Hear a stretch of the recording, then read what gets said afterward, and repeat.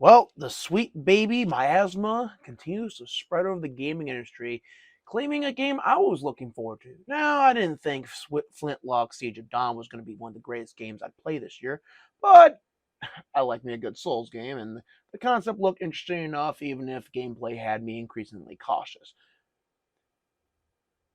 Unfortunately, it is now confirmed that they have Sweet Baby's Kiss of Death. Now, this is the guy who runs the Sweet Baby Detective Curator page.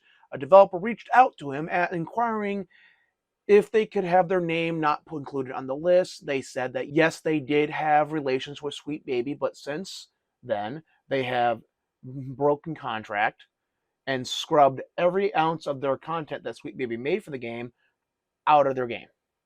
There is no Sweet Baby influence in the game whatsoever, so they don't want to be on the list.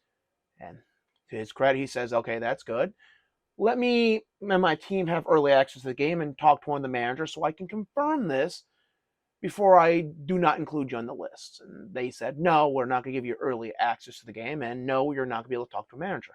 And it's like, okay, then include him on the list, which is creating a huge issue for the developer over on Steam right now. Some people are claiming, oh, that's unreasonable that you wanted early access, but keep this in mind. Reviewers, content creators, and streamers are often given early access to a game.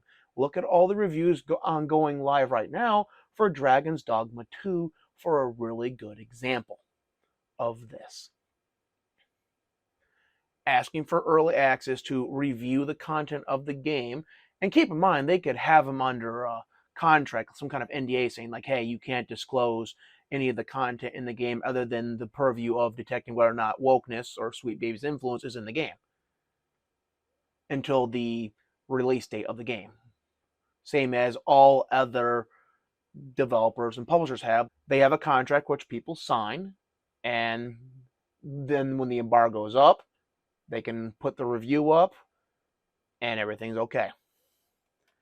Grummz, he did some research as to why this might be going on, and he discovered that the COO of A44 Games, the developer of Flintlock, has done DEI presentations. So, sadly, it's a woke company. That's unfortunate, as they likely cannot afford to have an impact to their game by association of Sweet Baby Inc. The publisher is small, privately owned. The developer is privately owned. And right now, the industry is moving ever closer to a massive collapse and reset.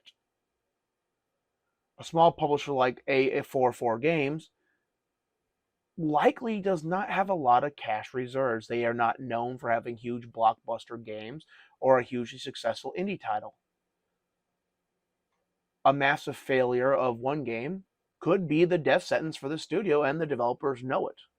And when the industry is not really looking to hire more developers right now, unless you are the cream of the crop or needed for a key role at a company, them finding new jobs is going to be pretty difficult. So rather than actually scrubbing the content, they decided to try to, well, they actually might have scrubbed the content and they're just being difficult because some upper management person wanted to be, an a-hole. But rather than scrub it, they decided to try to trick the curator, and now the word is out. That is what it is. That's all I have to say about that. Leave a like, subscribe, comment. See you in the next one. Peace.